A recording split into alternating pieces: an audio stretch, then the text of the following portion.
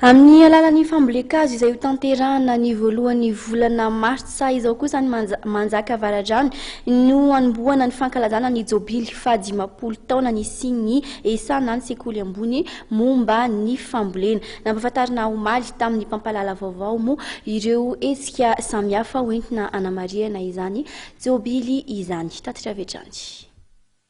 Ny sekoly ambony momba ny fambolena dia manokatra amin'ny fomba ofisialy ny fiatombohan'ny fankalazana ny jobily fahadimapolo taona ny fisiny amin'ny alalan'ny fanaovana fambolekazo any manjaka avaradrano ny voalohan'ny volana martsa 2024. Ny sekoly dia nisafidy ny teny filamatra hoe 50 taona namirapiratana ho an'ny fampandrosoana fanamby izay mbola iezahany agroatrano ny manatratra azy. Izany etika izany dia mampivondrona miaraka ireo mpampianatra pikaroka, ireo mpandrarà ary ireo mpianatra ao amin'izany sekoly ambony izany.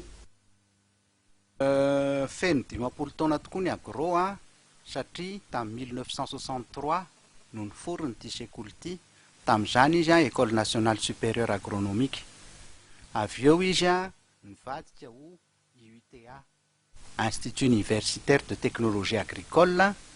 Avy eo établissement d'enseignement supérieur des sciences agronomiques ary tamin'ny 1986 no nandray ny anarany ankehitriny École supérieure des sciences agronomiques. 50 taona zany ny agro araky ny fahafantaranareo azy angamba de ny agro rery no sekoly mpanjakana manofana ingénieur amin'ny lafin'ny fambolena, amin'ny sehatry ny fambolena. Ity fankalazana ity dia ho voamarika manokana amin'ny alalan'ny fandraisana anjara mavitrika ireo mety milaliny sekoly, ireo namana sy ampelezana ary ireo mpiara-miombonantoka amin'ny agro nandritra izay 50 taona nisiny izay. Efa fantatsika rehetra fa hosokafana fomba ofisialy amin'ny voalohan'ny volana martsa izao ny fankalazana ny jobily fahadimapolo taona ny agro.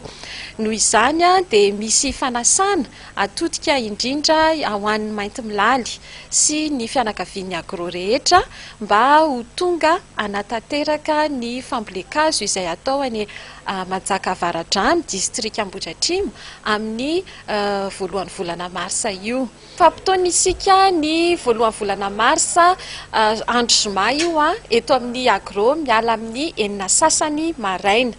Izany no atao dia mba ahafahany ity sekoly ambony ity miavaka amin'ny fahafahany mandray ireo mpianatra ary manolotra tontolo manamora ny fanovozam-pahalalana sy ny fampianarana ireo mpianatra paira ambony momba ny fambolena.